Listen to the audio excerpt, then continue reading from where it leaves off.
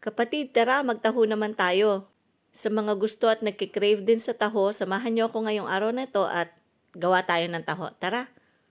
Umpisahan natin sa paggagawa ng tapioca pearl o ng sago. Kailangan nating magpakulo ng tubig at kapag kumukulo na ito, ilagay natin ang dami ng sago na gusto natin. Pakuluan natin at haluin natin ang ating mga sago upang maiwasan natin na ito ay masunog. Kapag napansin po natin na hindi pa transparent ang ating mga sago, ibig pong sabihin hindi pa po ito luto.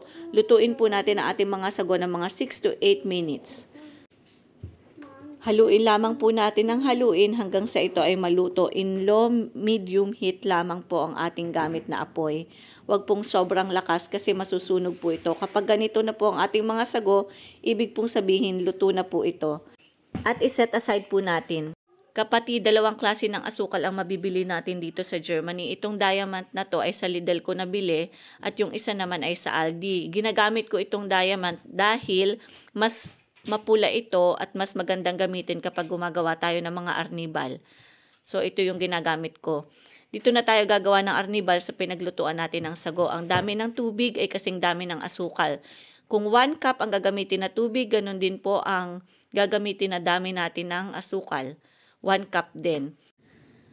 Tunawin muna natin ang ating asukal sa tubig bago natin i-turn on ang ating stove. Kailangan natin gawin ito para maiwasan natin ang pagbuo-buo ng ating arnibal o ng ating asukal. Kapag tunaw na ang asukal, pwede na nating i-turn on ang ating stove.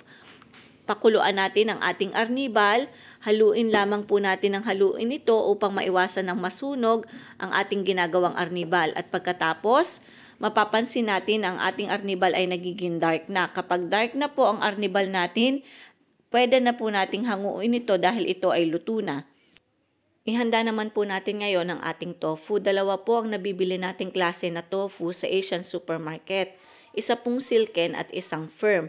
Ang bibilhin po natin ay yung may nakalagay na silken dahil mas malambot po ito at mas magandang ipaggawa ng taho.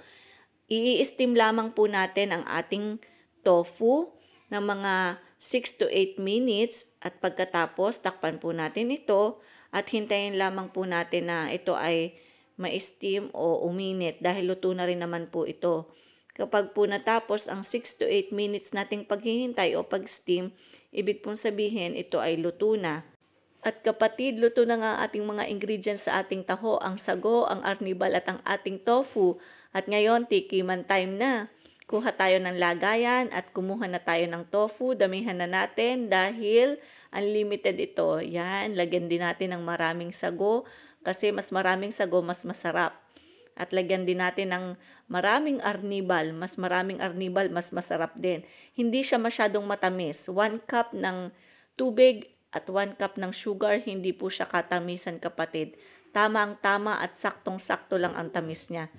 Haluin lamang natin ang haluin at tingnan nyo naman po, meron na tayong taho dito sa Europe. Pwedeng-pwede na po kayong gumawa anytime. Kung nagkikrave kayo, pwedeng-pwede na po. Punta lang kayo sa Asian store at makakagawa na rin po kayo ng taho anytime sa inyong bahay. Thank you po sa inyong panonood. Have a nice day. Pagpalain po tayong lahat ng Diyos. Bye!